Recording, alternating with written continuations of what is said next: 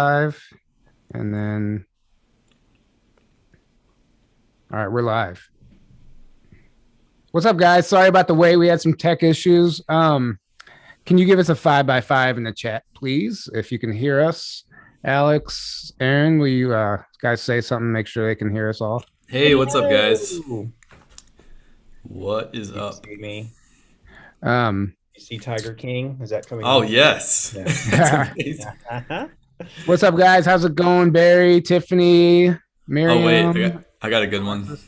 Hold on. Um, yeah, they can hear us. They can hear us. All right, so 5x5.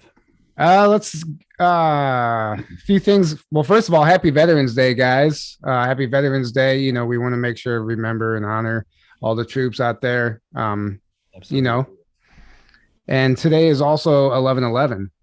Mhm. So we're going to utilize this portal to manifest that positive timeline that we're looking for, because right now, you know how it is. Things aren't looking so great on the surface, but we're going to get into why appearances aren't all that they seem. That's right. Right. And Alex, I think we had you on what, 2 years ago? It's actually been 2 years by now, I think. I Can looked you at believe the it? I went on when we were at what was that event? We went to a conference. ESETI? No, No. in Camp California. disclosure? It was before camp. It was in California in Oh, Dimensions of that's it. Disclosure Dimensions of Disclosure, 2019? DOD. Yep, with Simon went on there. Yeah, Went on, I don't know, must have been 2 years ago now. You guys said talking about memes and all that fun stuff. So that's it's nice right. to Right, meet you. right. I Yeah, remember but that now. honestly, can you believe it's been 2 years already? I mean, that I long? know. It's crazy how quickly time goes, Five. you know? And then, oh, hang on. What was that? Anyway, I thought I heard an echo. Um, Getting feedback. right. So, guys, real quick before we get started, don't forget to grab yourself some Hopewell Farm CBD if you're looking for a new CBD to try. This stuff is really amazing. I highly recommend it. You can get 10% off with promo code Journey to Truth 10, and you can go warp speed, like Alex's background, to your journey to healing. No, 10% off with Journey to Truth, promo code Journey to Truth 10. We have the Omnia Radiation Balancer, guys, which we're actually getting ready to have Tim Sanders back on the show in December, and he's going to be talking about. If you guys remember, we had him on in the past, and he was talking about a pendant that they were working on. It has the same concept of the patch, but it's on a pendant. It's really awesome. So we're going to be talking about that and some new developments at Omnia. But you can get 10% off the patch with promo code Truth, all caps. And our conference is coming up next May, guys. Secret Space Conference, May 2nd through the 5th. Tickets are on sale. As it gets closer, we're going to start pushing a lot more, doing a lot more promos, and doing some roundtables on the show, and just really putting our energy in towards that, primarily probably after the first of the year. But grab a ticket now if you want to come hang out with us. The link is below, secretspaceconference.info, and all the information is on the website. So, what's up, Alex? Hey, good What to see you guys. Nice to be back. So what's next? Alien invasion, World War III, quicksand Exactly. pits. I know what is next. Where to start with all of that? It's been easier for me to take a step back and keep perspective with the bigger things since I've been off Facebook. And I've been off for about a year, 4 months and change, something like that. And side story, I just got back on. So if anyone wants to friend request me, go ahead. And kind of a sidebar comment on that. So I'm back on. I've been on what, 2 days, 3 days. I don't know if you guys saw this. And I posted a meme, of course, but it's a quote about empathy. And I got flagged for posting it as spam or something like that. So I leave saw it to that. Facebook to I saw that. censor a quote on empathy and yearning for greater connection with one another, huh? So my point with all of this is that being off Facebook, being off social media, being away from all of the craziness that's been going on for quite a while, and kind of just living life on my own away from, I mean, I'm on Telegram, but that's like about it. And it's allowed me to kind of see the events from a different perspective now that I'm not kind of in the midst of it like we all, used to be. And what I see is let's take geopolitics from that perspective.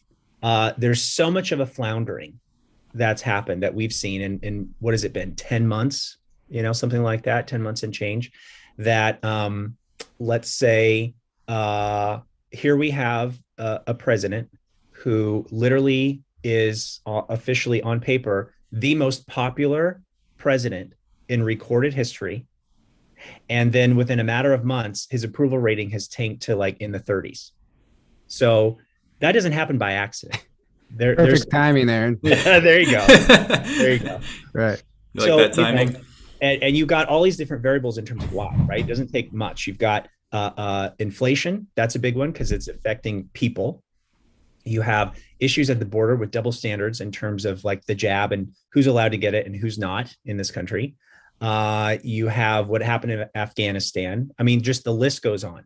So my point with all of this, you have CRT being carried out in schools. That's a big one. And so now parents are saying, whoa, my child's got to get the jab. They've got to wear a mask. They are being taught this Marxist doctrine, et cetera.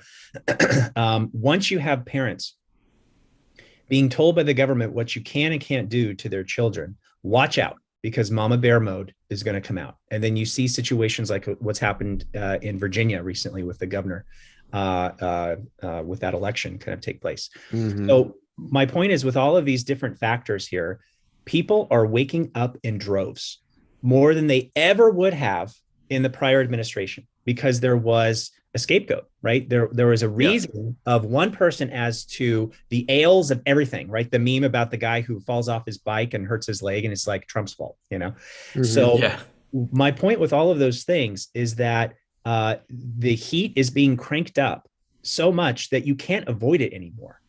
You can't turn a blind eye to a lot of this stuff. And so for those who have been trying to cocoon themselves away from the midst of chaos and everything that's going on as this awakening continues, you can't hide from it anymore.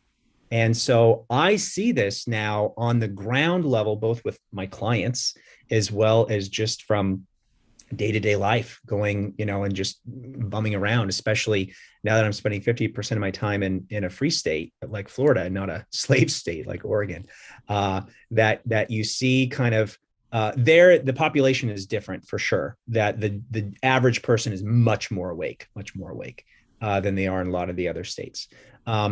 So zooming out from that conversation, geopolitics has added so much fuel to the fire in terms of what's going on with this awakening process.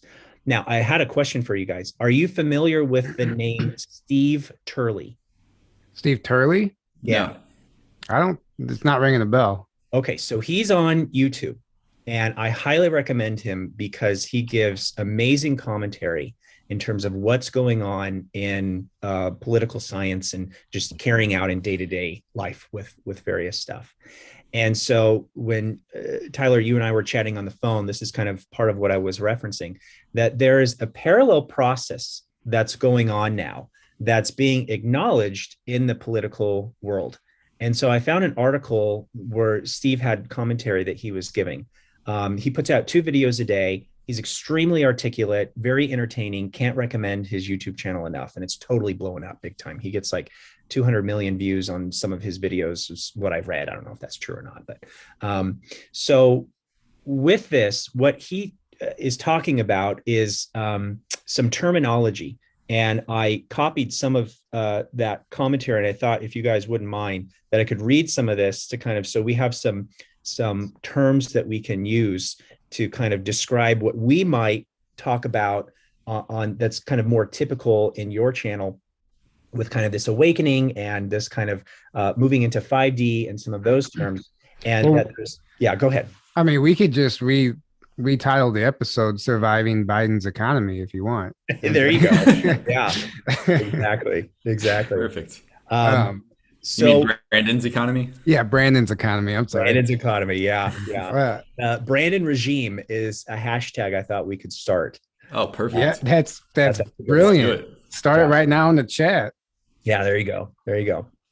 So some phrases that he uses, one of those is this idea that we are moving away from having the elites being in charge and moving toward what he calls populism.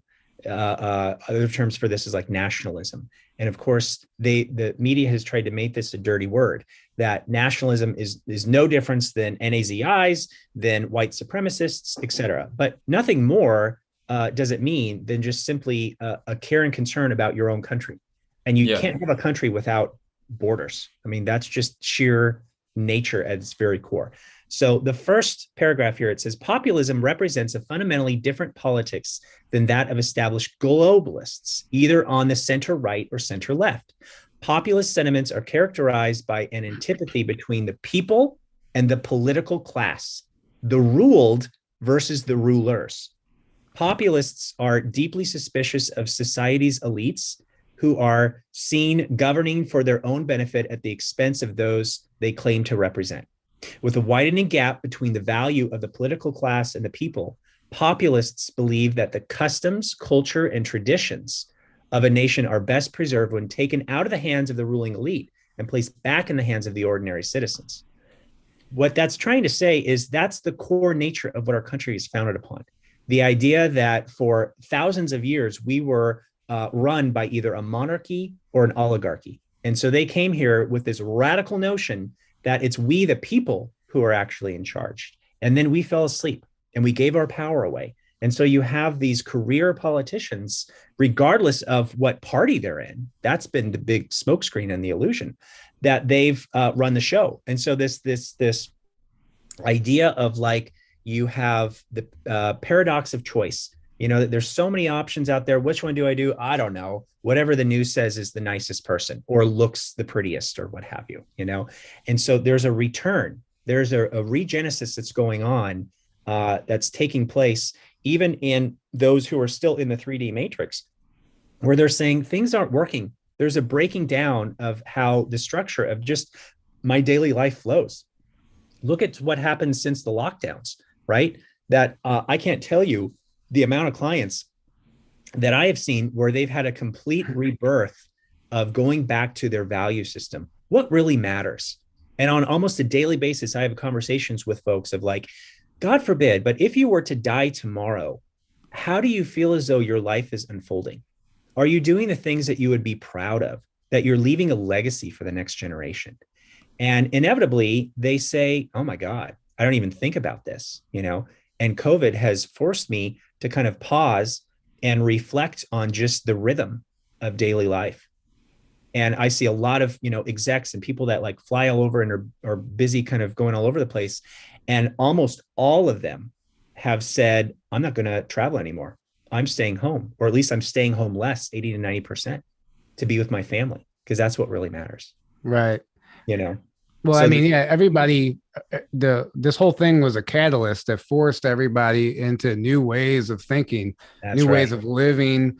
Some people lost their jobs or their business was shut down, but another opportunity presented itself.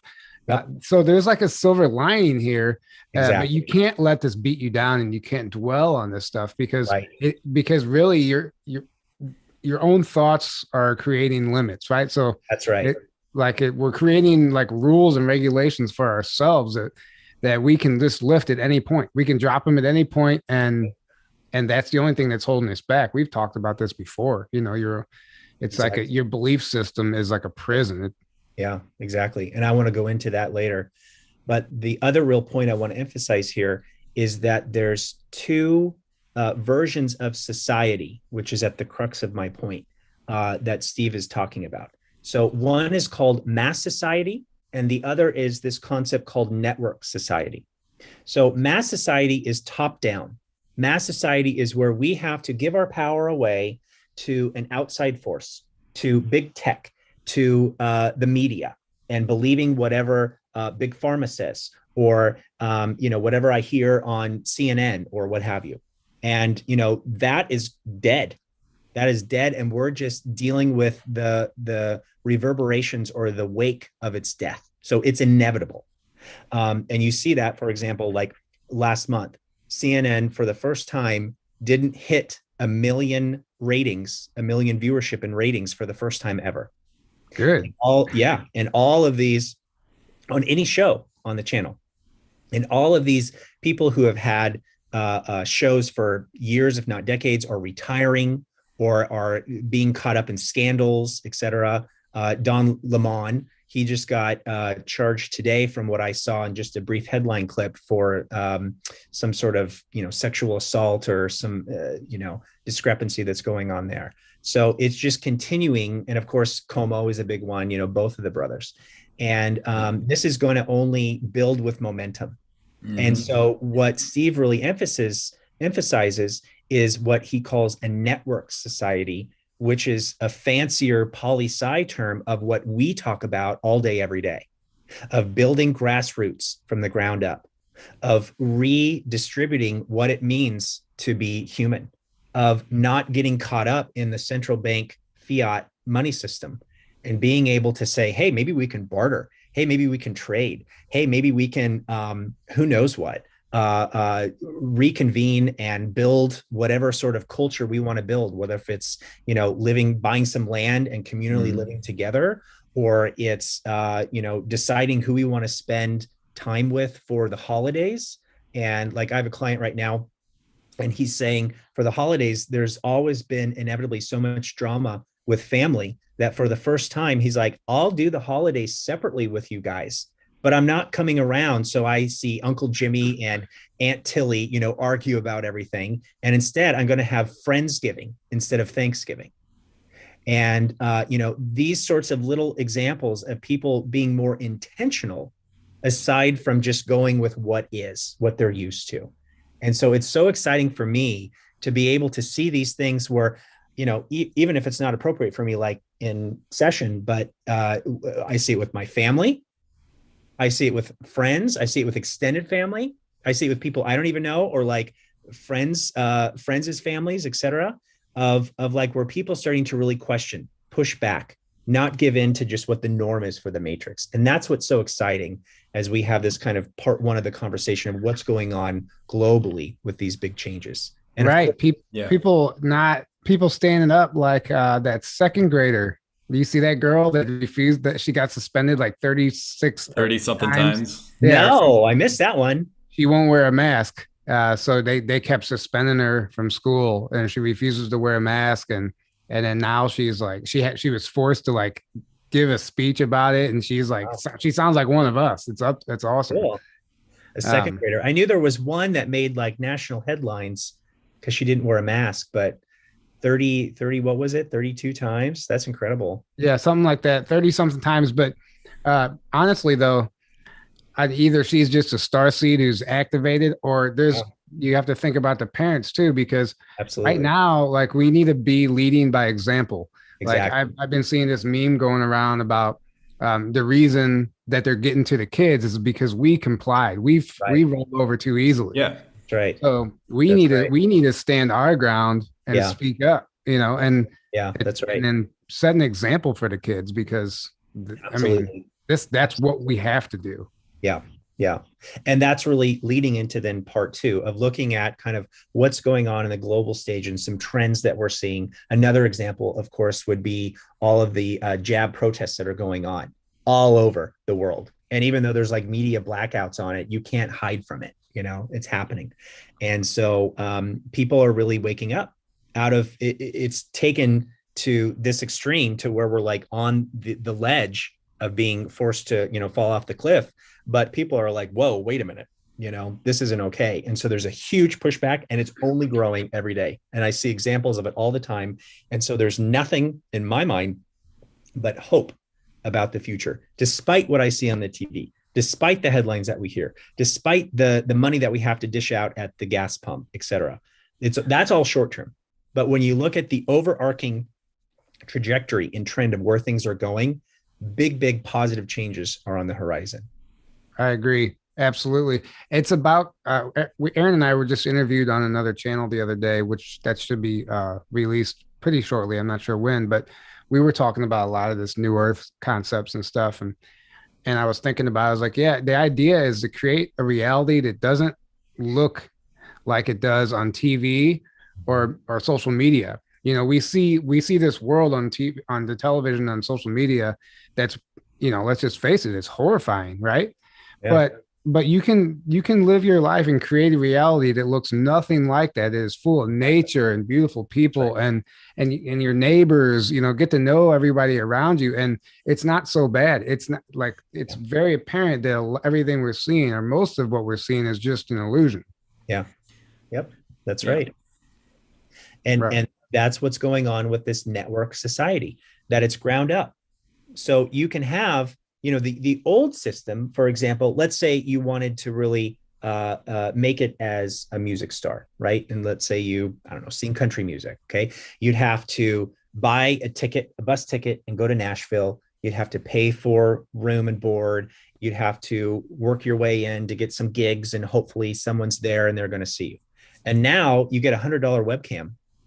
You make a YouTube account, and overnight, you can blow up and be huge. Perfect example of that. Let's take the number one song right now on hip hop and on iTunes. You know what that is? Let's Go, Brandon. That's right. Yep. That's Yeah. right. And I don't know a lot about that guy's past, and granted, I don't keep up with like current music trends, but I don't think he was some sort of internationally known music star before that song went crazy viral. I don't think he was. Yeah. And now look what happened. It's a powder keg, you see?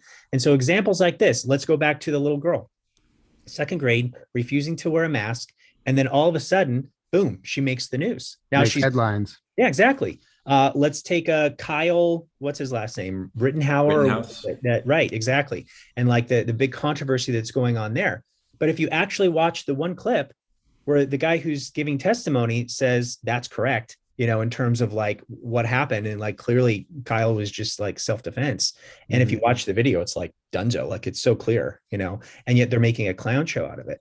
The point is, all of these little nodal points, these little leaders, these situations and points in time, regardless of what the media wants to do to spin it, it's too late. They've missed the boat. We've built this network society from the ground up, where you have places like Telegram and Rumble and other places that you can go that aren't going to be as censored, where the truth still spills out. It's like Right.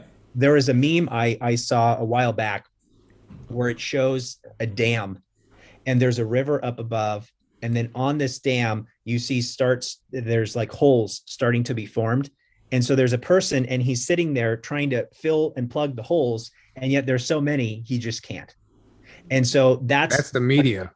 right, exactly. Yeah. That's the metaphor here, right? Not just media, but like big tech and all these things that the elites are trying All to the do institutions. in terms of like social programming and everything. Like you can only do that so much when we're building this network society in a parallel structure from the ground up, where we're like, no, that's not true. No, that's not fact. And we've had 4 years of prep from the prior administration to be able to say, that's actually not factual. No, this isn't factual either. No, here's actually the truth, despite what you're saying. You see, Exactly. preparation. Yeah, and it's about being we've gotten ourselves to a level of awareness now, so we could just see through the bullshit called out. Yeah. Like the idea is to be at a level of awareness so you don't blindly participate in a satanic ritual at a Travis Scott concert. That's right. I mean, seriously though, if you're not paying attention, you could easily comply and you wouldn't even realize you're doing it. Absolutely. And that's another thing. Like, look how quickly everybody just picked apart that concert. I mean, it was clear as day, a ritual. Yeah. I mean, and then I got fact checked on Facebook, said, no, this was in fact not a satanic ritual. They were fact checking the post that was kind of starting to go viral that Tyler and I both shared. But then I clicked on that, I was just curious. I'm like, how every inch of that thing had symbolism, and I'm like, I'm curious how they're going to spin this to say, oh, it's definitely not a satanic ritual. There's no evidence of that, when it's like full of evidence. What did it say? And the article was deleted. They deleted their article. When you clicked on it, it said, oh, this page is missing. So whatever they had, for whatever reason, because they can't, you can't debunk that. I mean, they probably saw how stupid their article was, and they're like, "Oh, this is actually going to backfire on us." So that's probably why they took it down. Right. Okay. Well, that's why I said I love watching them trying to keep a lid on it. It's hilarious.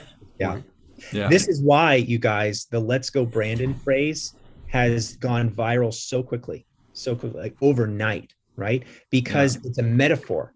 It's a metaphor. If you have you guys seen the actual clip of Yeah. the car race, right? Mhm. So they're Yeah. there, and you can clearly, if you haven't seen it, you can clearly hear in the background what they're really saying Yeah. about the president, right? Pretty clear. And then the NBC reporter is like, they're all screaming, "Let's go, Braden!" And so it's funny, but it's tragic on another level. I do Uh, give her props for thinking on the spot like that, though. That was quick. yeah, absolutely. But to me, it's like it was way worse for her to say that than to just she like ignoring it would have been Right. way Right. better. She started a movement. But she said, "Oh, they're chanting, 'Let's go, Brandon.'" Yeah. Like You what? see, and this is why the media is going down, because they're doubling down, right? Yeah, they're They're going totally. full tilt, Yeah, and it's only speeding up that is self-destruction. So yeah, once again, exactly. there's so much hope when you see these little examples in context about what's happening. And then the Southwest Airlines pilot, right, who goes on Mhm. the intercom and says, "Let's go, Brandon," and Yeah, how like that made international news. And so the beauty is you can have the content being shared internationally on the Associated Press, et cetera, but even if though it's being spun in a negative way, the content itself is still getting out. It's like that phrase in Hollywood, "There's no such thing as bad press." It's kind of like that, you know? And so this "Let's Go, Brandon" yeah, thing, I think, is only going to grow in size. And get ready, because there's going to be a lot more memes like that kind of come online very quickly in the ensuing months. So it's still a very exciting time to be alive, even though we're kind of white knuckling through it. And yeah, make sure you have your popcorn continually filled. Right. And exactly. so, like I put in the title also manifesting a positive timeline. And it does, this just happens to line up on the 1111 portal, Yeah, which is great for manifestation. that's right. So, Yeah, like, I'd love to get into some like ideas on how we can Yes. do that, Yes. what we can do in our own lives, um, and just don't live in that fear. And how do we Absolutely. create our own reality? Yep. Because that's what it's coming down to right now. It's like we That's have to right. take charge ourselves, you know? Yep. Yep. It's about that sovereignty. And that's why I wanted to start off the conversation starting big, looking at what's going on with trends all over the world and in this country, but then kind of transition into how does that translate for us? What can we do on a one-on-one basis? And the exciting part, the encouraging and hopeful part, is that there are so many different things that we can do. There's so many different ideas about manifestation that are out there. And I'll talk about kind of what I have going on in the background that will kind of contribute to this larger conversation. So really, in my opinion, what it comes down to is recognizing, number one, that we can manifest. That is possible. And I would safely assume that probably everyone watching this recognizes that, right? That we aren't victims to the circumstances that we see taking place in our life. That life does not happen to us, life happens through us, which yeah, means that there's this principle out there. First of all, number one, energy is everything. The computer that you and I are kind of communicating through right now, that appears solid, but in reality, it's just energy that's been condensed, almost like, let's say, water, right? You can have water turn into steam, and if it condenses and the vibration lowers, then it turns into liquid, and then it can turn into ice. It's the same chemicals. It's the yeah, same breakdown. It's just the temperature, which is a code for saying the rate of vibration that's going on. yeah, So energy is everything. Number one, that's number one. Number two, energy has certain properties to it, that there are characteristics to this sea of energy that we all live in every day. But you've got to look past these eyes in order to see it.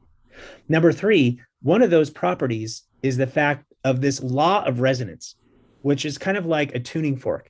That if I strike an A chord, then the only other chord out there on the whole music scale that's going to resonate back is going to be an A. So what we put out boomerangs back to us in our life. And that's true both on like a practical level with when we're talking about tuning forks, but also on this energetic vibrational level. And so the last principle here is that if we can control the output of what that vibration is, then we take the reins. We become intentional manifestors. So that's part one. Part two is then, how do we do that? What does that mean? What does that look like for us on a practical basis? And so there are some principles involved here that I'd like to go into that kind of really unpack this idea and make it Right. practical for us. And another important key too in manifesting is letting go of the past and living in the present. Absolutely. That's something we like to do a lot, is live in the past, especially now with the times changing. And we were so used to a lifestyle that we're probably never going to get back again. We're never going to see again. So we have to let go of wanting things to go back to that way and move forward, because that works with relationships. That's in all areas of your life. That's right. And really letting go of that past. And because when you're living in the past, you can't manifest. You can't. And you keep manifesting the past when you're right. Exactly. You're going to manifest the same relationship, the same everything that didn't work for you. You're going to keep until you learn that lesson. And I'm giving advice, but I need to take my own advice too. Right. This is for everybody, because you'd be lying if you say something in your, how do I want to put this? We all dwell on the past at some point. We all think about something that happened in our past that we just sometimes can't get past. We can't get over it. And it seems to haunt us even sometimes. And this is something that we all need to learn how to work through. That's right. That's exactly right. You nailed it right there. So this, meaning our brain, time travels. Technically our mind, not our brain. But this time travels. So we can go into the past and we can rehash things, right? And in my book that I'm writing, I describe it as though it's a coin, and there's two sides to the coin. On one side, when we look back at the past, is some form of regret. This is where depression lives. It's the three sisters of the shoulda, woulda, couldas. And so if we're not careful, we can drop anchor and live there. Now we can also time travel to the future. And the future, if we're not careful and we don't do it in an effective way, is where anxiety lives. It's wading through this sea of question marks. And thank you, Molly. Thank you. Sorry, we just got a donation. Thank you so much, Molly. Always forward, never back. That's what she said. Yeah. Always forward. That's exactly right. That's exactly right. So the two sides of the coin are, in the past, one side is the negativity. It's the regret, the depression, the things that Guilt. We can't change, right? Yeah. Guilt. The lack of forgiveness, right? Like what you were talking about, the strings that still bind us on some sort of level. But on the flip side of that is wisdom, you see, because we can learn from the past. We can take those messages with us in order to transform and alchemize that in order to live in the present, and then live in the present and then intentionally create the future. So in the future, again, two sides of the coin. One side is going to be anxiety, the negativity. In this case, we're not ruminating about the past, we're worrying about a potential future. But on the other side of that is preparation. That this is why we have a frontal lobe, that part of our brain that allows us to have the higher level thinking that we have as human beings. And we can build skyscrapers and airplanes and all the sorts of things that make us distinctive from the other species that live on this planet, right? So with that, we can plan, but there's a fine line in terms of how we do that. So those are the coins. So past and future aside, they're still illusions, right? Because all we ever have, boom, right now. And that's what enlightenment means, by the way. Enlightenment means for us to fully embody and recognize that all we have is right now, because time is an illusion. Absolutely. So once we recognize that, that's where we need to be to manifest. Right. And well, we also need something that I noticed is that we like to try, like, this awakening has turned into a bunch of people trying to predict the future. Right. I mean, it really has. Right. With everything. I mean, it really has. Like, everybody wants to be the one that has the date and wants this. Right. And we keep focusing on what's going to happen. We're trying to predict it. How's this is Trump coming back? What's going on? And where is it getting us? We're like spinning our wheels. We're not getting anywhere. Actually, we're putting our energy outside of ourselves into external events that don't even matter. Yeah, really. Exactly. That's why it's been such a relief for me being off social media for a long time, because I'm not getting caught up in that as much as I used to, you know, because it's not about the dates anyway. Spoiler alert, dates are something, because we're in a fluid timeline here. So it's about, as the team said, The news will unlock the map, which means we're not looking for dates. We're looking for events to occur in order for us to kind of move on to the next step with what we've been given, you know? And, you have the, what's that guy's name? The investigator with the Project Veritas. no. What's his name? He was prosecuting a lot of folks. He's the Inspector Gadget. Yeah. I can't remember his name, but the Punisher, right? Like the guy that's kind of investigating. He got Dashenko. Durham? Well, I don't know what you're talking about. No, well, it doesn't matter. Anyway, the point is that there are lots of big events that are occurring right now. And so if we can take a step back from the drama and the details of it and look at it from a larger point of view, there are huge steps that are still occurring in what we, have been hoping for in terms of that. Once again, that aside, this is where we can get caught up, and especially in this movement that we're all in. I think it was, who was it? I can't remember, but someone was saying like, it's important to have an open mind, but if we have too much of an open mind, our brain can fall out. So you have to practice this art of discernment. So whether if it's timelines, whether if it's events that are going to happen, whether if it's arrests or whatever it is that kind of we're hoping for, where's this difference between actuality and facts versus hopium, and that ability to kind of step back and unhook ourselves from all the events that are going on in the outside world. Because ultimately, like the three of us are saying right now, what matters most is not that. What matters most is about our life, our timeline, and the name of the show of like manifesting a positive timeline. We have control over that. We don't have to give our power away to what we're seeing in the news, because that's still an extension of the old paradigm, right? Of like conditionality, of Newtonian lifestyle, right? Like all feel better and relief once A, B, and C happens. Hillary Clinton's arrested or whatever the case may be, that's the old way. The new way is I already have it. It's here now, And so this is why what we've been talking about with the timelines here of like past, present, future, present moment, present moment, present moment. Meditation, mindfulness in particular, is one of the most important skills we can cultivate. My background is on mindfulness, both from 20 years of personal practice of looking at it from a research perspective with my doctoral degree, and then being able to practically teach this to other people in meditation groups that I've run and whatnot. And my point is, with all of this experience, this is one of the most important muscles that we can ever cultivate as a human being, full stop.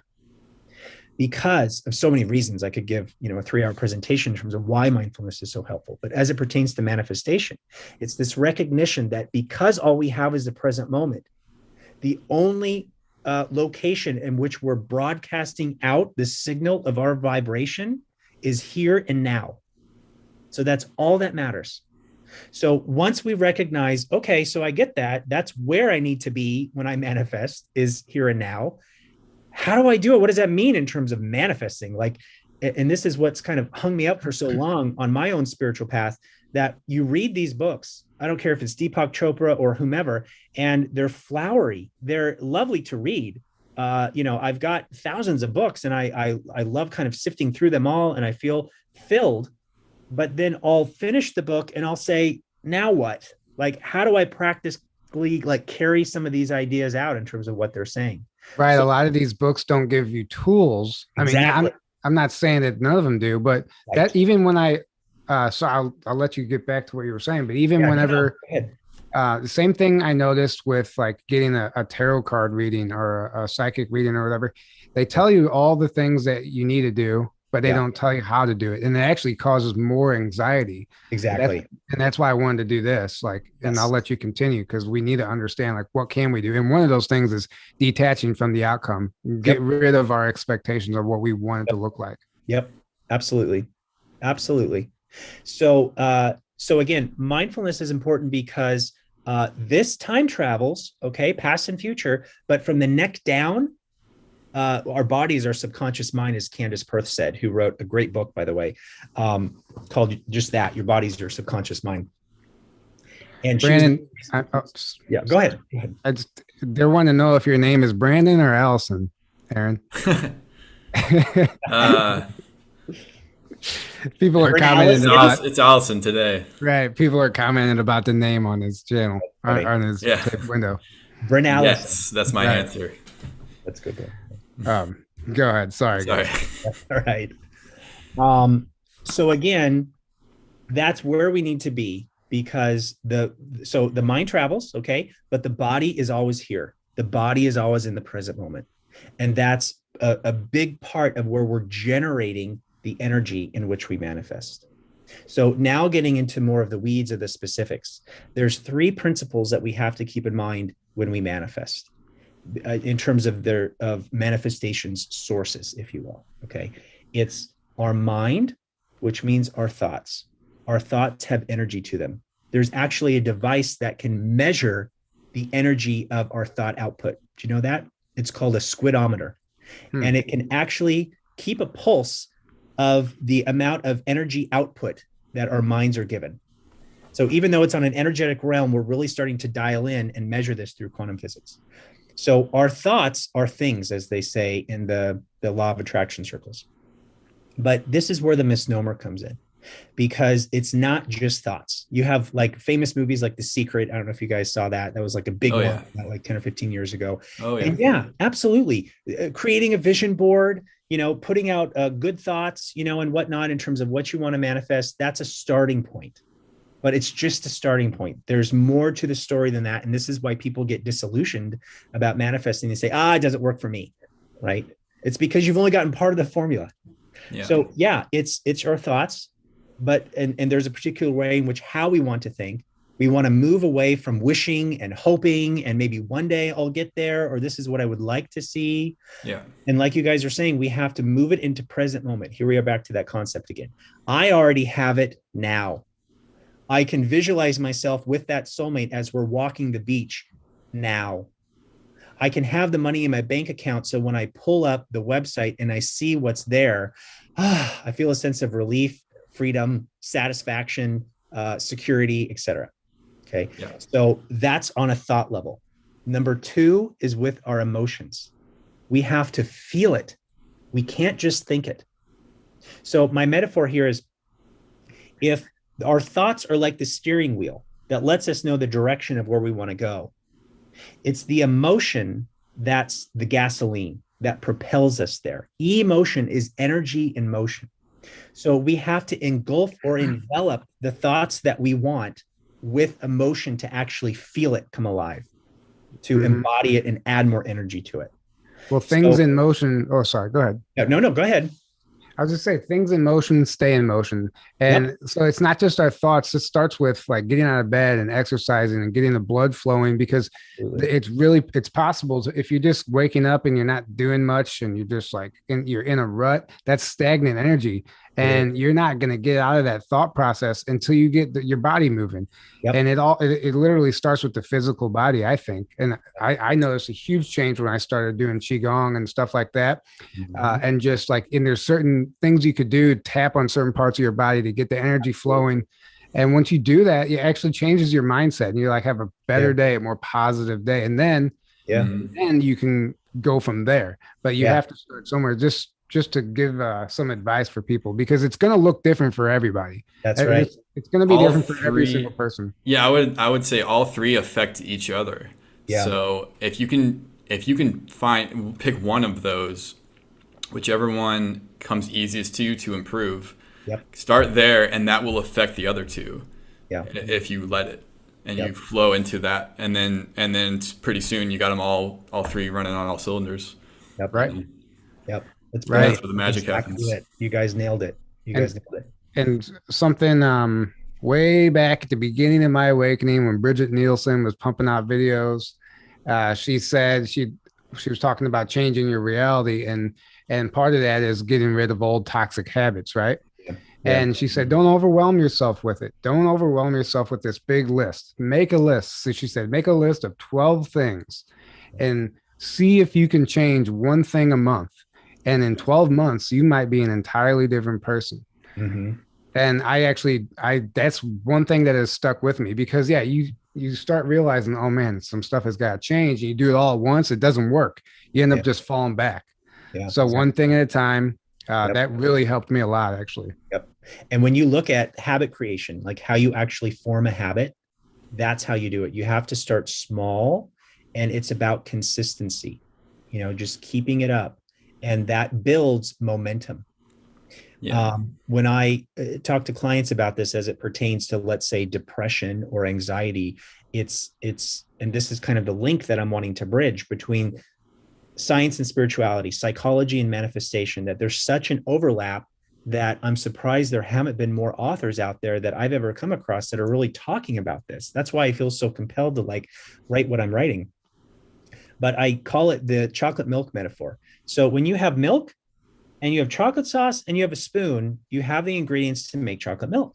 So you have the milk, you pour the syrup in, and then you take the spoon and you swirl it. And that swirl builds a vortex. That vortex is formed due to momentum. So let's say that momentum that's built is you on a timeline, or whatever phrase we want to give it, of negativity, of things not manifesting the way you want them to, of just negative after negative event kind of taking place. That's because you're still manifesting, but what you're putting out there is a hamster wheel, because it's that old Newtonian way of I'm basing my emotions on what I'm seeing out in front of me. And what I see out in front of me filters back into my emotions, and it becomes this confirmation bias and just this regurgitation on this treadmill of life. So we have to get off that. We have to make a switch to some degree, and we have to refocus our efforts on moving beyond what I see with these two eyes. Right. That's what's meant when you understand like the Bible from this perspective. That's kind of what's going on there too, of faith, leaping out, moving beyond what you're just seeing right in front of you with low-hanging fruit of tangibility. Yeah. You've got to reach for something more. And then you've got to look at it, not only for that something more, but put it into present moment tense. So there, again, back to the three principles: our thoughts, what am I thinking? And how am I going to think about it in the present moment of what I want, of already having it? What's the emotion? How will I feel once I have it? So this is a good takeaway for everybody watching the show of something practical that they can do to brainstorm at some point tonight. What is it that I'd like to see manifest? And pick whatever timeline you want. At some point in my life, at some point in the next month, in the next week, by tomorrow, whatever. So pick what you want and then practice this. If it were carrying out, what's the video screen in my mind showing? What do I see being broadcast in front of me? Then on top of that, how am I going to feel once that happens? What's the emotion being generated? That's the catalyst that really fills it with juice to put it out there forward. And then the third step in this formula is action, our behavior. What are we doing? We can't just sit there and in a lotus position and just expect things to manifest if we don't take inspired action. So that has to be the next step. It's exactly, Tyler, like what you were saying about in the morning, you've got to get up and do something. You got to move that energy, do that key, John, make the bed, take that shower, and in the depression circles, the science, we call this behavioral activation, that when people are depressed, they stop doing things. They become a stagnant swamp with their energy because they don't feel like it. They have anhedonia, which means a lack of motivation or drive. They're just, in the toilet. So how do you get them out and do it? You've got to activate them. You got to do things that are different. You have to do things that are going to be pleasurable, things that are fun, and things that bring a sense of accomplishment or mastery. Those are the two secret sauces as it pertains to that. Right. So we have to, so the mantra with this is we have to act the way we wish to feel. That's the mantra. So it's like what Aaron was saying, out of these three, which one do you start with? It depends. What's the lowest hanging fruit for you? What feels most practical for you? Maybe thinking about it is too overwhelming, but I can do something fun. I can pet the cat. I can go for a walk. I can listen to Journey to Truth podcast in order to get my mind away from everything that's going on and distract myself from all the negativity for a little while. Those are action steps. How about on an emotional level? What does that mean for me? Well, I've been feeling so low lately, or I've been anxious, or I've been a hot mess in terms of my anger. So how would I want to feel? How do I shake this up? How do I not stay on this loop of like reality creation and what I'm broadcasting out, which is showing up in my life, and then viewing that as like a confirmation of how I suck or how I'll never get anywhere, or how my life won't change. And if we stay in that position, then what are we going to continue broadcasting out? You see? Right. Well, how would I feel differently, And then the last part here, once again, as I wrap up, my point is then Our thoughts. What would we think differently? In the therapy space, we call these automatic negative thoughts, or ants. We want to stomp those ants. So there's different categories. There's 17 categories of the types of thoughts that get us into hot water. And you can simply Google categories of negative automatic thoughts, and you'll see the document pop up of those 17 categories. This is something that I feel so strongly about, you guys. I know I'm going on a tangent, but like, everyone, by the time they leave grade school, should have access to this information. It is absolutely essential. We learn times tables and the dates of wars that happened hundreds of years ago, and yet we don't know anything about our emotional health or how to deal with our relationships. So being able to understand our thought life, where do we go? What are the negative alleyways, the dark alleyways that we go on in our own mind? What are those categories for us? And then how do we overcome that to not let that just default reality when we're in zombie mode kind of take over?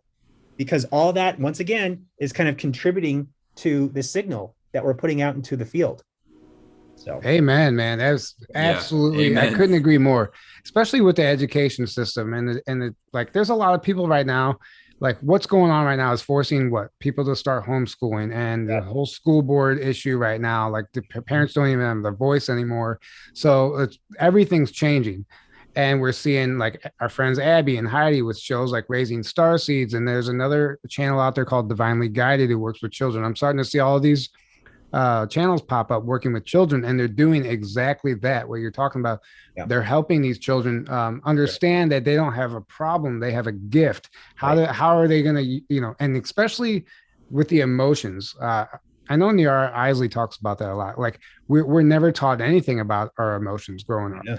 She says, what does she use the analogy of? It's like just a fire hose. It's just like going everywhere. We have no control over it. Right. And whenever we become an adult, and they know that about us. So then they create these events, what we call trigger events, that are going to emotionally trigger us. And then therefore we're just falling into their trap. Yeah. But they don't want us to be masters of our emotions. That goes completely against the agenda. They want to manipulate it.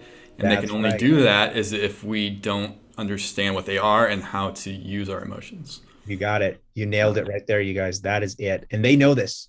They absolutely know this. This is why predictive programming is a thing. This is why they input things into movies. This is why in the media, the mantra is, if it bleeds, it leads. Right? When you watch the news and you turn on the 6 o'clock news, what's the first thing you will always hear without fail? Shooting. Someone was shot. Exactly. Shootings, killings, rapings, natural disasters. What's the president doing next? And then it'd be like Joe Biden's favorite ice cream. Yeah. Exactly. Right. Or in the past, it would have been like, here's the latest negative thing that Trump did. Right. Yeah. So we're giving our loosh away. Right. And the thing is, we're still doing that. And this is where, like when I got back on Facebook and I'm going through my news feed this past weekend, when I hopped back on, I'm like, oh, it's been over a year and nothing has changed. It's the exact same. And more fact checkers, maybe. I'm like, come on, guys, come on. Like, disconnect yourself, unhook, move beyond the events and everything that's going on while we sit here and we wait and hope for something big to happen. That's not taking our empowerment to further move in to 5D. Right. Well, Sorry, so it's about kind of making it personal, starting with ourselves, taking back our individual sovereignty and saying, no, wait a minute. There's a separation between outer and inner. I manifest my life. I manifest my timeline. No one else has that control over me. And we aren't taught that. We aren't taught to create this separation between us and other people. And this is the gift that comes from psychology. This goes back even before recognized psychology with Freud a little over 100 years ago. This goes back to the ancient Greeks with like the Stoics, right? That we have control over what events mean to us, not the event itself. And when you bridge that with manifestation, it's recognizing that because we have control, now we get to move more fluidly in terms of what pops up in our life experience. Take the reins back, move from victimhood to becoming a victor, meaning someone who can take control over their environment, Well, we're constantly, like you said, looking for that big event. Like we're always looking for that guiding light. Yep. And I actually talked about this in Sedona whenever I spoke at Jason Alexis's conference. I was talking about UFO disclosure, but it still relates here.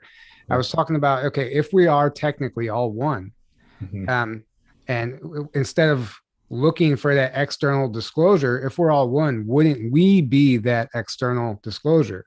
Right. So it has to come from us regardless, Mhm. and so quit looking for someone else to do this stuff for you.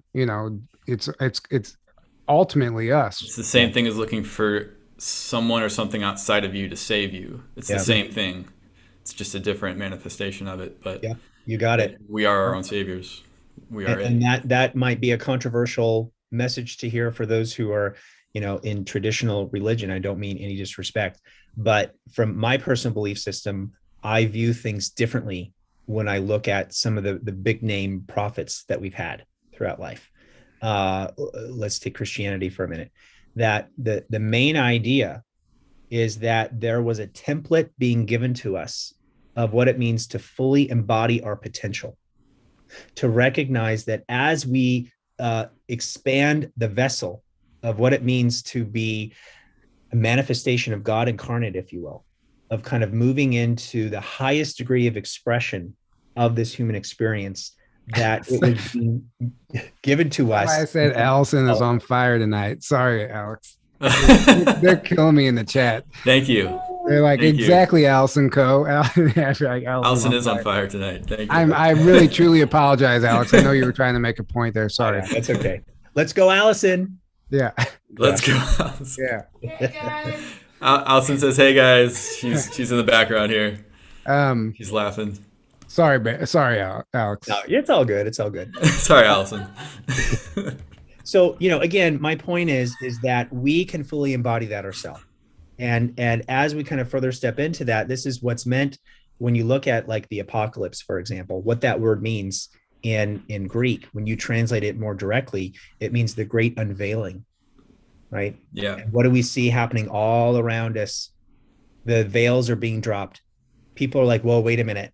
People can watch Nancy Pelosi or Joe Biden and be like, I'm not buying this crap anymore. Things aren't adding up anymore. And we see that, of course, with like approval. Look at Kamala Harris. She's in the 20s in terms of her approval rating. Yeah, Biden's way down too, actually. Biden's now. like 30 something. 38%. Right. He's in his the 30s. Yep. So this unveiling then is, like Aaron was saying, is this idea that collectively, when we come together and we all start embodying what it means to live up to our full potential, then we are kind of moving into the next phase of what it means, whatever phrase we want to call it, 5D or New Earth or the network society or any of these other kind of, it's all saying the same thing, And as we come together, there's a synergy, isn't there? Like when we go to conferences and we're connecting with our fellow starseeds and we feel that sense of bonding and we're all laughing or we're all kind of singing or we're all meditating together. Like there's a palpable energy that comes with that. And I get high off of it. When I go, I'm just like, part of me is like, I don't even care about the speakers. I just want to be with my tribe, Precisely. Yeah. Yeah. Exactly. And I see that actually be an extension of what's next for us in terms of all of our future gatherings. I think it's good. The template is starting to change where it's less about this kind of old paradigm of we all go, we sit in seats, we listen to a conference of someone up there kind of speaking, and then we all pay reverence to them as they're some sort of God. And then afterwards, we want to get our picture and autograph. And then maybe we'll have 5 minutes to connect with other people. And then we have dinner and we go to bed. And we're moving out of that. We're moving more to like, yeah, maybe there'll be some speakers or some highlighted, folks that kind of talk for a little bit, but it's more about just tribe getting together and hanging out. Right. Like when I go to all these conferences, that's the number one thing that I feel. And that's the number one feedback that I hear from everyone else as well. Right. And actually, the way our conference is laid out, I intentionally left tons of free time in there. So it's going to be, it looks like it's busy, but if you really look at the times, it's going to be extremely laid back and you're not going to feel rushed. And I want people to have time to connect because like you said, and you're not going to have to miss a bunch of speakers just to do that. Right. Exactly. It's going to be so balanced that you won't feel like you're missing out because you want to go hang out or do whatever. That's one thing Aaron and I agree with every concert, every conference we've been to.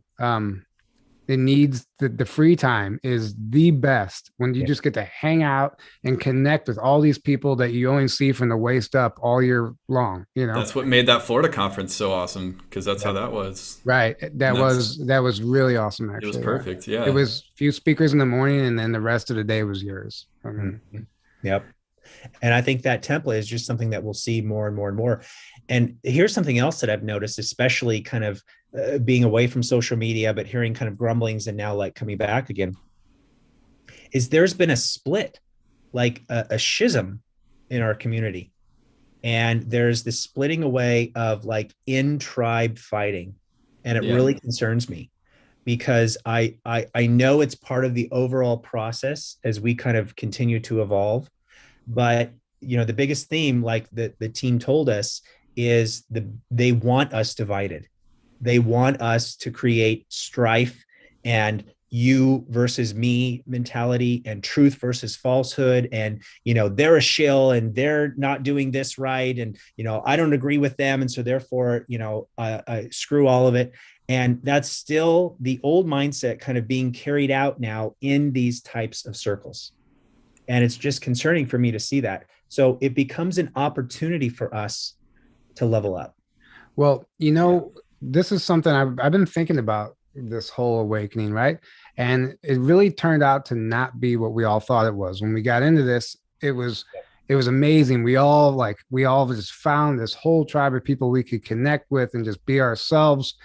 But what everybody did was well, first of all, I'll say what I did. What A I lot of did, people. I just Yeah. thought I could just leave my whole old life behind. Oh, I Yeah. don't even need to worry about that anymore. I'm going to go hang out with these people. And guess what? All those other people did the exact same thing. I'm Yeah. going to leave my life behind. And here's my new life. This is where I'm moving forward. Yeah. Well, we hang out. So what happens then? We create a fake version of ourselves. Yeah. And then we all go to these conferences and we all meet a fake version of everybody. Yeah. And then you start getting to know them and you're realizing these people aren't Right. who you think they are. That's right. And their true colors start to show because they did exactly what you did. You just left everything behind. And then now the hard reality is that you have to go through the dark night of the soul. You have to face your Yeah. problem. You have to go heal those unhealed They haven't traumas healed. from childhood. Exactly. Yeah. Yeah. There's a lot of unhealed traits there. And this is where we're at right now. So you can't really blame everybody because I get it. I was there. Like it's just like, oh my God, this is like a breath of fresh air, a weight off. This is people. I can be myself. But we Mhm. all ignored everything. We just left everything behind. So we Right. have to like cut each other some slack Yeah. and stop pointing fingers because I mean, and I'm guilty of it too. I found myself just recently in some social media drama, and I'm just like, what am I doing? Like, why am I letting myself get to this point? And then Mhm. you have to go back to the drawing board and say, okay, why did this happen? Yeah. And you have to start observing yourself and be aware of your thoughts and all that stuff, like you were talking about. Yeah. Yeah. You see, here's what's happened as a metaphor to what you were just describing. If we are in a relationship and that relationship ends, and we don't do the self-growth and reflection that's needed to not only heal that relationship, but continue to work on us as we level up with whatever our bleeding edge is. And then we have some time alone to heal, and then we move into a new relationship. No, if we haven't done that work, guess what? We are carrying us into that new relationship. So that's metaphorical to what's happened here. We've all left behind, very quickly, mind you, as well, this lifestyle from the old folks, from 3Ders, from the sleepers, from normies, whatever you want to call them. And we're like, oh, I found my tribe. It's all 5D. It's all heaven. It's a honeymoon effect, just like when you Yeah. enter a new relationship, right? Yeah. But then what happens after a few months? Things that were once shiny are now starting to we're annoyed by them. And there's a little bit of gruffness. And we're now more on autopilot. We're not as Why hasn't my life become amazing yet? Yeah, It's exactly. supposed to be amazing now. That's right. That's right. Why So is it so hard still? Yeah. this is the next phase for us in this tribe that we're in, right? Hmm. That now it's about us saying, okay, wait a minute, pause. Is it really them out there that's the problem? Is it really my new partner that's, oh, she's like all the rest of them? Or is it for me to kind of pause and say, wait a minute, but I'm the one manifesting all of this.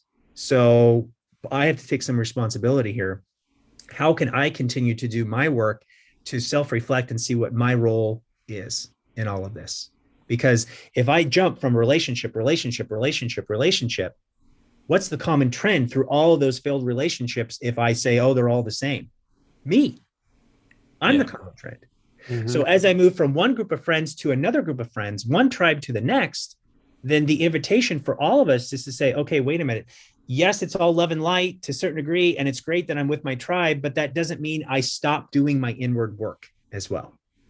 And that's what I see as the next chapter for all of us as we continue to move on with this next chapter of, what it means to be in these circles, Right. Yeah. We need to stop hiding, just we're going into the age of transparency. Mm-hmm. And so just lay it on the table and be yourself and be honest with people and be honest with yourself. Like I said, pointing fingers earlier, and just start pointing the finger at yourself and really evaluating, who am I? What am I doing here? It's a path of self-discovery. Yeah. And here's what's nice about that, especially, I'm speaking broadly here, but especially with our circles, as we dial in more, our tribes, is that at least the hope, the aspiration is that if someone does the work like you and I are talking about right now, and is like, you know what, crap, my bad. I take ownership. I'm sorry. I'm still on my growth, as is everyone else. And I want to take ownership and apologize and move on. That's part of that forgiveness, like you were mentioning earlier. Let's bury the hatchet. Let's do whatever healing work needs to happen and continue on arm in arm. That what's nice about this, at least with broad brushstrokes, is that our tribe hopefully will be like, hey, dude, that's awesome. Do your healing work and then let's continue on. Because that's what this new earth is all about. As opposed to the old paradigm where it's, oh, well, I'm going to judge you and spread gossip behind your back. And, they're still got all their crap that they've got to do with. But right. They're so not spiritual because exactly. Yeah. Right. Well, what we did too, whole ego thing. Something that we do is we freeze people in time. Yeah. Somebody does one bad thing and then you freeze them in time and you're like, oh, this person did this and I'm going to hate them forever. Yeah. And not everybody does that, but this is something that I see with people in the community, with people in your own life, whatever. We've all done it at some point. And it's not about, freezing those people in time. It's about allowing them the space to heal, because if you view them that way, they're always going to be that way to you. They're never going to be there. You're never going to see a change. You're not even allowing them to change in a way. Yeah, exactly. Which to me is a big clue to was that even the real them, or is the real us not our ego and not, the unhealed version of us? That's not the real us, but somebody can cling to that their entire life and live that out, or they can have an awakening and heal, and then they transform into more of the real them, which is means they're more connected to their soul and they're not living completely from their ego and all the unhealed wounds and traumas, right? So really, it's when someone changes for the better, they're becoming more of themselves, and that's actually the real them, Right. And something we can't ignore either is the reality of entity attachments. We've talked about this on the show a lot, but I can speak about this firsthand because I've had this before. And after my mom passed away, something came in, and for about 5 years until I stumbled into Reiki and finally got rid of this thing. And I had been living with this thing for, let's say, 5 years without even knowing it. And it was causing me to be a person that I don't even recognize anymore. But we have to think about other people. That may be the case for them. We don't know where we can pick up these entities that work through us, and they cause us to behave in ways that aren't really, they're not positive, I should say. And we have to understand it. We have to understand that everybody is going through something right now. That's right. Right. It's so easy to just point fingers, but I don't know. I sound like a broken record right now. Nope, not at all. We're saying the same thing, but in different ways, because it's important to hear this message over and over and over again. It's a seed that you're watering, and all of us need to be hearing that message right now, because this is the practical nature of our spiritual work. It's not Yeah. just carving out time to meditate or reading your spiritual books or going and doing yoga or qigong or whatever. That can be part of it. But there's also a practical nature of spirituality. And in this extension, like we're talking about interpersonal relationships. Am I going to gossip about this person? Am I going to hold judgments and view them negatively? Am I going to, here's another one, am I going to judge people who associate with that person that I don't like and judge them or ignore them and cut them off, etc. Right? Right. That Where am happens a I lot. in my growing edge of what it means to kind of do my work and take my own responsibility with things? Yeah, absolutely. And nailed what you it. said about gossiping too, like I'm full transparency. I catch myself sometimes gossiping in a conversation. You don't even realize you're doing it. I know. It's you don't even realize you're doing it sometimes, and you have to stop yourself. I'm like, why, why am I doing this? Yeah. And like you said, like almost. And there's a judging. difference between like gossiping and just being honest and Absolutely. truthful. Yeah, it's Because true. I feel like sometimes people will label that as gossip when it's just that. Right. But then there's the negative version that is damaging and unnecessary. Right. The big one of the issues you just touched on, Alex, is like judging somebody for who they follow, or if they have like what channel they follow, like a community figure, right? If you like this person, then I don't like you, basically, and that's what we're seeing a lot of right now. Mm-hmm. Yeah, it's like you're either with me or against me, like Right. That's right. forming teams. Don't you and see stuff. how those are extensions of the old mindset? It's the Yeah. old paradigm that we're dragging forward into this new, paradigm, et cetera. And so this again becomes the invitation for us. This is our bleeding edge. This is why there's fireworks now in our community, because we're still in transition of carrying that old in as we kind of usher in these new energies. Yep. Exactly. Exactly. Man, this has like been the quickest hour ever. Boom. Yeah, Yeah. it's been amazing. Is there anything else that you want to cover before we start wrapping this up? Well, I felt like a fire hose. I just needed to get out what I needed to get out, and I felt like I did. So, Right. yeah, yeah. It's interesting. The interview Aaron and I just did, we were talking about disclosure and like what's next and all that stuff. Kind of a similar conversation, but on a different level. And we were talking about how, like in the past, we're just seeing what's happening now is just a cycle. We've seen this in the past every time. At the end of every era, there's war, there's turmoil, there's chaos, all this stuff. And then it always collapses because, the technological advancement always is superior to the spiritual advancement, right? So then you have, how did we word that? I forgot how we worded it. Anyway, I can't even remember it. But so we at the end right now we have this. Right now we have the same exact thing happening. We're at the end of this cycle, right? But this time it's different. We have this great awakening. Mm-hmm. So we actually have a chance to win this time. And it doesn't have it's going to collapse, but it's going to the part that needs to collapse is going to collapse. Not we see the light increasing with the darkness. That's the difference this time. It's right. We see the great awakening and the hope springing up all around us from that. And people are stepping into their true selves, and we're like, love is increasing at the same time that the craziness is. Yep. That's right. Well, and then what I was, isn't it? Step into whichever one, it's your choice. It's your choice. No one can choose that for you. Right there. Are you going to choose love or fear? That's what it comes down to. You nailed it. That's it. And my point for bringing that up was though, so we have all this technology that's being suppressed right now. Everything's being hidden and suppressed and whatever. But had we gotten the disclosure and stuff back in the 40s and 50s, like we wanted, and like that's what we're fighting for now, would we have actually been ready as a society?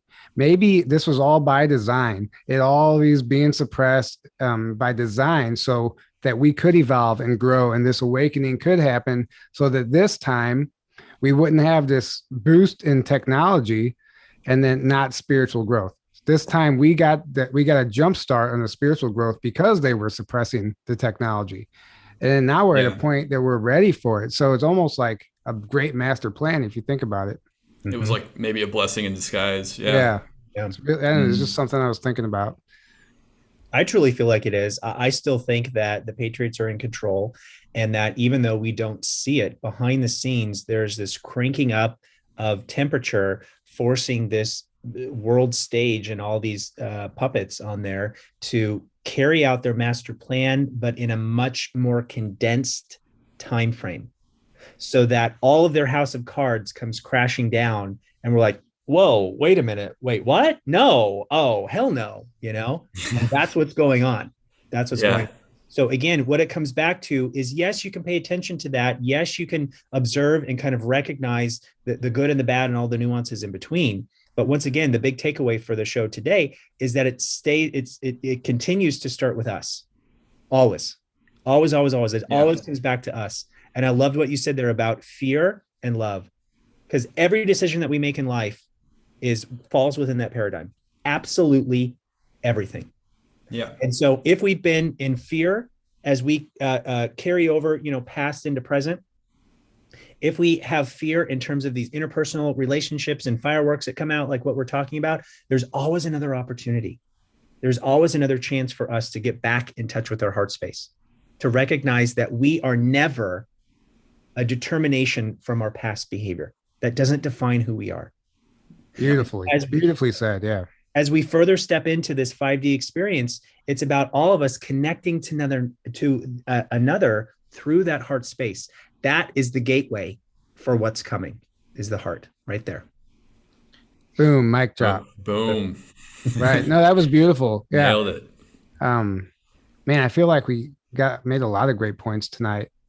And this is just like the things I was speaking of is stuff I think about. There's things like it's not always about the information. We're not getting anywhere if we're just like learning new stuff all the time, but we're not changing anything in our life. So that's why it's important to do stuff like this. And thank you so much for coming on. Yeah. Thank you for inviting me. Anytime, guys.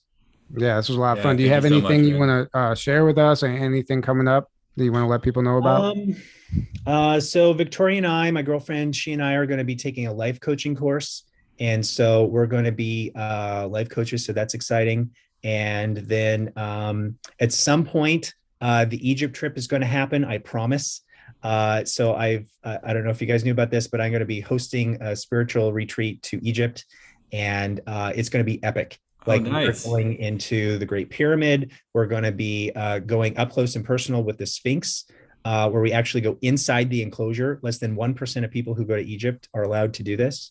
We're going to all the places that are off the grid, that are like, just because of my guide and all of his access and everything. It's going to be amazing. We're going to talk about vibration and spirituality and lost technology, and how do we make what the ancients believe, the ancient ancients, like, come alive in us.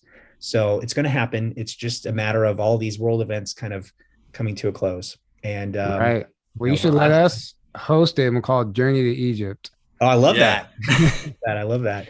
And the last thing I'll say is, I'm on YouTube. I'm wanting to get back into it at some point. Just type in my name and you'll see my channel. Please subscribe. And looking forward to kind of getting back into that, because I have a book and an online course first that's coming out here sometime this next year, where I'm going into a lot more depth than what we did tonight, in terms of, again, it's practicality. It's practical spirituality. It's being able to say, yes, okay, we're manifestors, and yes, it's all nice and flowery to say, like, oh, we can create our existence, et cetera. But how do we do that? What does that mean on a day-to-day basis for us to do? And how we answer that question is through the tools that we already have through science of psychology. And so being able to bridge that gap is just the sorely needed spot right now. And I'm just really excited to be able to share all of what I've learned and been able to finagle in my own personal life and further refine and master, so that I can now take it to the next stage and share it with all of you guys. So. Awesome. That's awesome. Beautiful. And guys, he's on Facebook, Alex Bloom, and then Telegram also. Channel? The Telegram name is one of my nicknames, so it's Alexicus, Alexicus, and then Bloomicus. Alexicus Bloomicus. Alexicus Bloomicus. Yeah. So check it out. If you guys want to see the lighter side of Alex, watch him share some memes and stuff, go follow him on Telegram. Oh, his memes are incredible. Right. Thank you guys. He's the meme god. Yeah. Yeah. No, this has been amazing. Thank you so much for doing this. Looking forward Yep. to, keep us posted about that Egypt trip. That sounds Yeah. really, really fascinating, actually. Hopefully, travel. Yeah, and that's, I'm wondering what the hell's travel going to look like coming up. Well, this is what I mean. We've already postponed it, what, 3 or 4 times, since because Oh, wow. originally we were supposed to go March of right after when COVID hit. And because, we've all been dialed in with everything in like January, I reached out to my guide and said, I think we need to cancel this and pull the plug.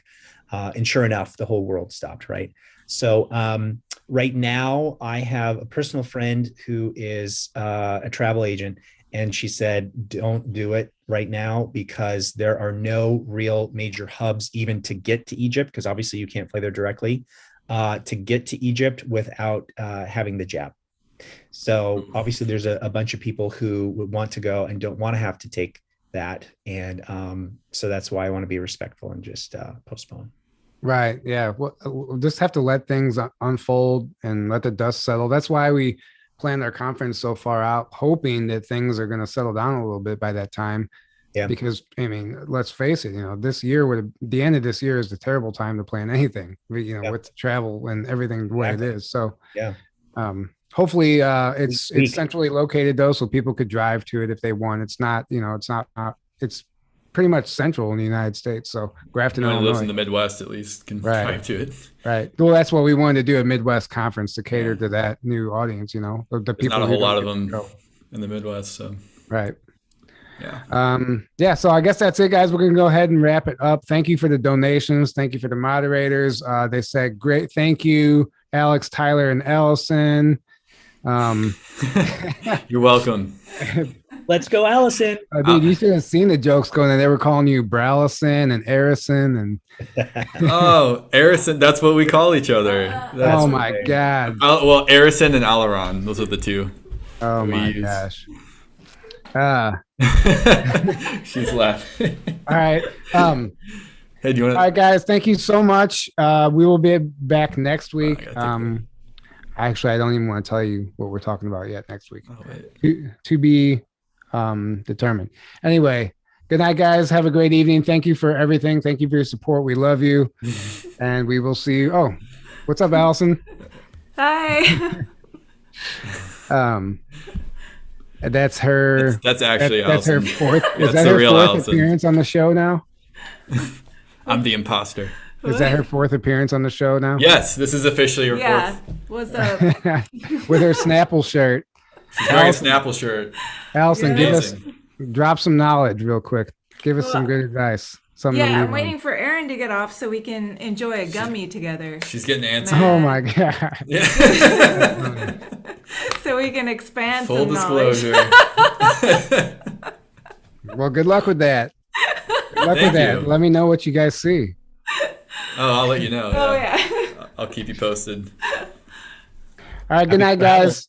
Good night, guys. We'll see you later. Good night. Good night, guys. Bye.